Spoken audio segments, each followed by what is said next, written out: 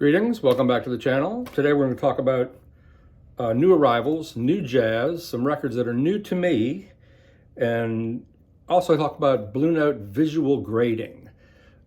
In the last video I did about the Fred Cohen record that sold for $12,600, the first edition of Blue Train, some people referred back to his original ad, his original description, and how he sometimes describes albums. And I wanted to break that down a little bit. And you can apply this sort of rule of thumb to any old Blue Note record in the wild, or really any old record, because old records, I'd say from 1955 to 1965, look different. The actual vinyl has a different look than modern vinyl, as do the covers.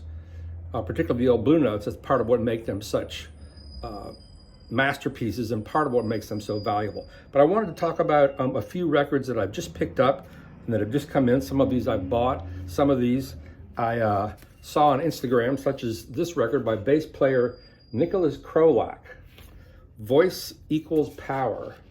Now I just saw this on a Instagram ad, and the little bit that I heard, I thought, well, this is some really cool, quote unquote, spiritual jazz from Philadelphia. But once I got the record, it's not that at all. It's easy now, because it's this tag and this idea and this image of what spiritual jazz is.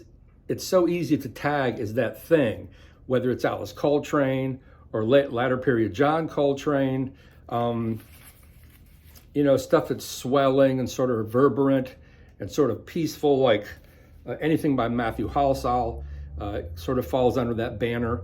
But once I listened to this, it's not that at all. And these are wonderful musicians who I don't know at all. V. Shane Frederick on vocals, Tim Bray on piano, John Katz on alto sax, Elliot Bild on trumpet, Gusten Rudolph on drums, and Nicholas Krolak bass, recorded live at Rittenhouse Sound Works, Philadelphia. And though it's a live recording, it doesn't sound like a live recording. It has all the passion and fervor and drive and, a group engaged by an audience, feeding them, giving them that power. But it's also very well recorded. And these guys really play as one. This is not a pickup group in the sense of, even in New York, where we have such amazing musicians, and you can tell sometimes they're reading. We see them reading if you go to Smalls. These guys know this material like hand in glove, and I thought the material was really great. And there's, in particular, Shane Frederick. It's a spoken word piece he does. I believe it's Speaking Back Through Time, where he refers to the 40 acres and a mule, which was promised to slaves, I believe, once they were free men, which in most cases I think they did not get. But it's really beautifully created. This is a very dynamic record. The trumpet and alto sax blend together really beautifully to create this really powerful fabric that surges, and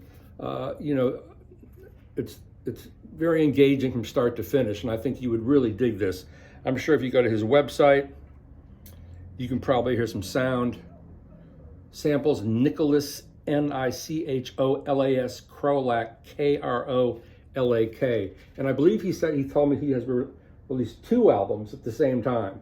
I've only heard this one, and I just thought this was a great example of modern contemporary jazz. And if you think modern jazz is not really happening, well, you're just not listening. I run Jazz Vinyl Lovers. I admin it, kind of runs itself. And people ask me sometimes, why is it all old records? And my usual reply is, well, young musicians can't afford to press new vinyl. And this is a self-produced release. Everything else I'm going to talk about here is one from JMI, one from International Anthem, one from Blue Note, where these great musicians have people backing them up and supporting them and pressing their records for them and taking on the cost of that and the distribution. But generally, a musician can't afford to do that. But I'm glad this fellow did. Next up, this is a new record to me by the vibraphonist Sasha Berliner. And this is one of the records on the JMI label. I interviewed the principals a little while ago. And this is just, state-of-the-art, blistering, soothing, pastoral, calming, adventurous, deep, whatever, tag you want to put it to. I don't know if this is her only album on JMI. Beautiful artwork. Onyx. But the album includes some of the greatest players in jazz today. Travis Bernis on bass. One of my favorites is Jaleel Shaw on alto, I believe. Yep. Thana Alexa on vocals. Thana, the wife of Antonio Sanchez, who's a shapeshifter in her own way, doing some really interesting things that don't necessarily comport to calling them jazz, but they're really great. Marcus Gilmore, the grandson of the great Roy Haynes, on drums. And James Francis on keyboards, and Julius Rodriguez playing Prophet, Revolution 2, Roland Juno 106, Oberheim 088, and a Moog Voyager. And the synthesizers play a really unique role in this record, that when they blend with her vibraphone, give the record this kind of luminous, floating sort of quality. There's no spiritual jazz illusions here. Everything is very tightly performed and executed, beautifully executed. It might perhaps be a little too tight, might be a little too frenetic, a little too naughty at times compared to what I'm going to discuss in a minute, but a beautiful album. And I can't think of very many contemporary vibraphonists. Joe Locke, of course. Gary Burton is still with us, I believe. But as far as young vibraphonists, and especially female vibraphonists, this woman sort of owns the day. And you can just put this album on and sort of ride away with it. Very compelling, very dynamic, great compositions. They do a two-part version of My Funny Valentine. The first part is solo vibraphone. Then they explore that, which I thought was pretty amazing. But an exceptional album, as is most everything on JMI. One of the best new labels for jazz that is, covering people that don't get covered often. This guy, Ray Angry, who has a really unusual palette on keyboards, I believe. The Marcus Hill and Helen Sung album, that was really great. But I talked about that in another video. And also I just got from International Anthem, Cassie Kenoshi's Seed, or as I think they're better known, the Seed Ensemble from the UK, who were nominated for the Mercury Prize in 2019. She is a saxophonist, evolved, emotionally attuned, creative, ambitious, and compositionally expansive philharmonic expression of post-millennial UK jazz. The first side includes the London Creative Ensemble, I think I'm saying that right,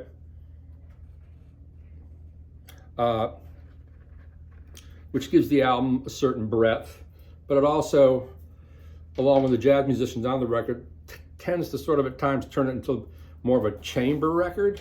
It's not a perfect merging of jazz ensemble and chamber ensemble, but still a really interesting record.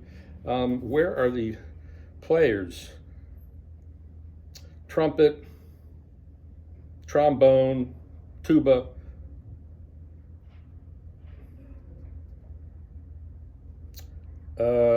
Gabriel Boyle on drums. A good record, not a great record. I enjoyed it. I'm not quite as taken with all the International Anthem stuff as some people are. Micaiah McCraven's really popular, but I honestly have yet to hear a record of his that really catches my ear and makes me think this is something exceptional. That's just me. And he's a drummer, you think I would get it. Maybe I don't get it, I don't know. But I just don't, it doesn't really light a fire with me. And he's made quite a few albums. And I received another album on International Anthem. I forgot who the artist was, but I didn't care much for that either. On the back, we have an Angel Bat Daweed record. I had that. Sorry, didn't do much for me. Tom Skinner from The Smile has put out a record on International Anthem. It seems to be more experimental than it does melodic at times. Their music doesn't always really, really grip me, but I'll continue to listen to this.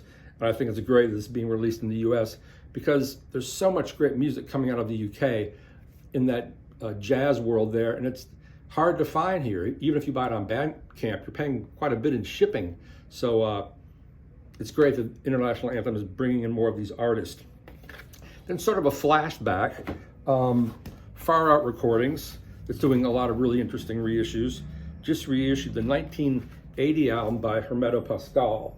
Now, Herto Pascal is, wow, he's kind of like a shaman. He's born in the 30s, but he's still alive. He's a sorcerer, he's a shaman, he's a percussionist, he's a wonderful pianist, a huge influence on Airto Moreira. I thought for years that Airto and his sound, which he gets, where you hear things shaking and rumbling and jungle sounds and his strange singing. I thought that was all him. No, he took it directly from Herto, because Herto precedes Herto. But this is 1980. This is 1977. This album is easier to find. This is on Warner Brothers. And I'll start with this one. And this one is during the heyday of fusion, so there was a little bit of a fusion Zappa-esque thing happening here. It makes you think Zappa was definitely listening to Herto. But there's, the drums have a rich 70s tonality on tunes. There's definitely fusion-like arrangements. And this is largely an all-star Brazilian band, including Flor Prima on vocals, Herto Pascal, Hugo Fatarosa, Raul de Souza, Herto Moreira. And he's just a wild character. His records are hard to find. I don't remember when I got this. But, he just brings this.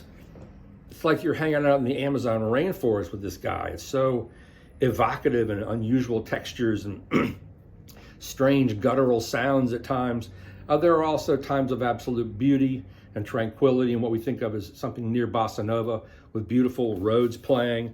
But this is just a wild album produced by Herto, mastered at Kunden Recorders in Burbank. And it's wild music. Also on this record, Ron Carter, Alphonso Johnson on bass, Chester Thompson on drums, who also played with Zappa and with the Phil Collins group. What's the name of that group? Anyway, getting old. This is really primitive and guttural and fun and kind of crazy. I mean, there's a sense of crazy here, which is part of the fun. And then by 1980, this record is much more produced. There's a large chamber ensemble of strings on this record. This is also produced by Herto. Even the song titles are kind of wild. Yogurt, Hermeto, The Love Flower, Morning. There's a lot of really beautiful Rhodes playing on this record. And it's a little more reined in than this Hermeto record, Slaves Mass.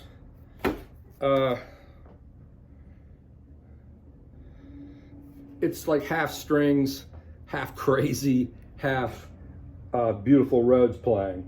So really easy to recommend this. All of these records I recommend highly. The Krolak, the Berliner. Oh, I forgot to mention this. Emmanuel Wilkins' 2020 debut on Blue Note, Omega. This is the best record of all these records I'm talking about here. I saw his group play it at Winter Jazz Fest, and they were unbelievable. I felt like I was witnessing the future of jazz. I think I mentioned that gig. It was this group with Micah Thomas on piano, Kweku Sumbry on drums.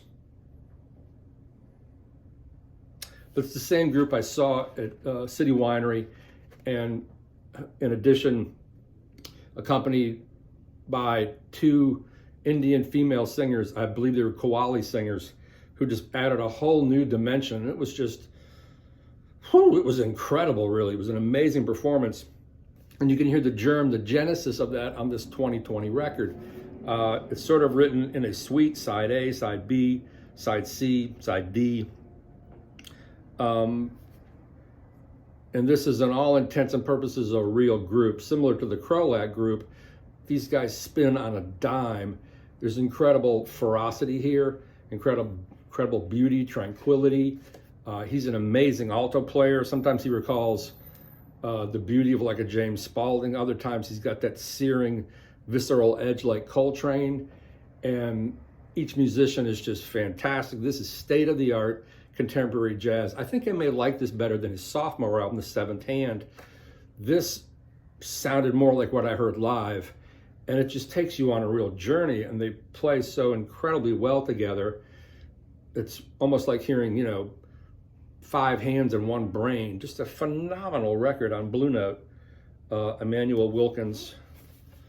There's the quartet, now augmented by two vocalists, And wow, it was just remarkable. This is a remarkable record. I bought this at the Jazz Record Center. Blue Note is doing some amazing signings now, right up and down the board. And I think touring this summer will be the Blue Note All-Stars with Marcus Strickland and Emmanuel Wilkins. I don't remember who else is in the band. Gerald Clayton, perhaps? I don't think Clayton's on Blue Note. I could be wrong. So then I wanted to talk to you a little bit about, I don't have my notes. Oh, when I talked about the copy of Blue Train that sold for $12,600, the last auction sold a copy of Hank Mobley's Hank 1560. That went for $10,000. And we do auctions every week at the store. And FYI, I don't have a percentage of these auctions. I get paid a flat rate, but I take all the photographs, I post the auctions, I close the auctions with Fred, and he's shocked at some of the prices these records are bringing. This has happened like within the past few months. I guess the investor class has moved in and saying that we get sort of the same repeat buyers over and all across the planet who just have incredibly deep pockets. It's astounding. But if you read one of Fred's descriptions of these mint first pressing Blue Notes, he will often use the same language, like has a high luster, looks to be played once.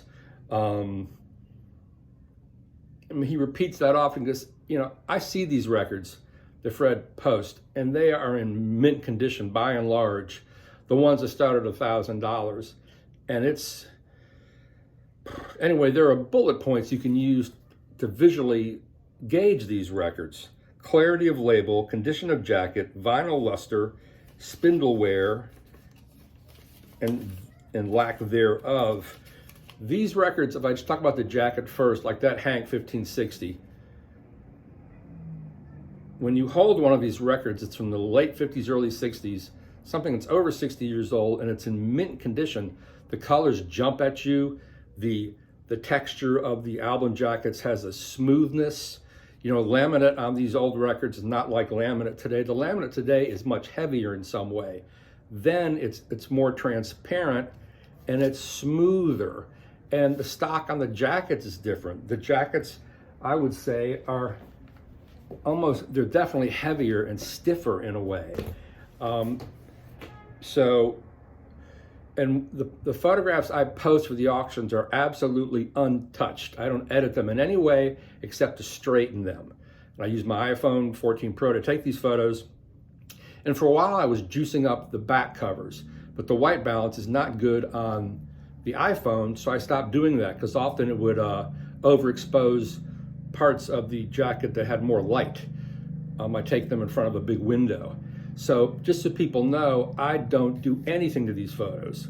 I used to sharpen them, and Fred's eye is so sharp. If I would sharpen one thing, it would cause a problem somewhere else on the photo. And eBay has a weird habit, in my experience, of darkening photos. So I would brighten them, but Fred automatically could see there was something wrong. He's so sharp. He's been doing this for over 40 years. He is the global expert on identifying Blue Note first pressings, original pressings, whatever you want to call it. And there was some pushback when I did the last video. Oh, that wasn't the first pressing. He doesn't say it's the first pressing. No, that's absolutely what he said. To summarize what he talked about, that Blue Note was New York 23. And he explained to him that New York 23 in Blue Note parlance was an early series that I take it perhaps started with Lexington and ended with 47 West 63rd.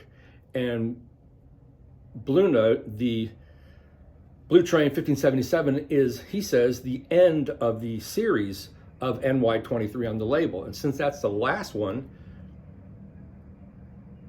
that is the first pressing starting with 1577. The other side was not the NY23.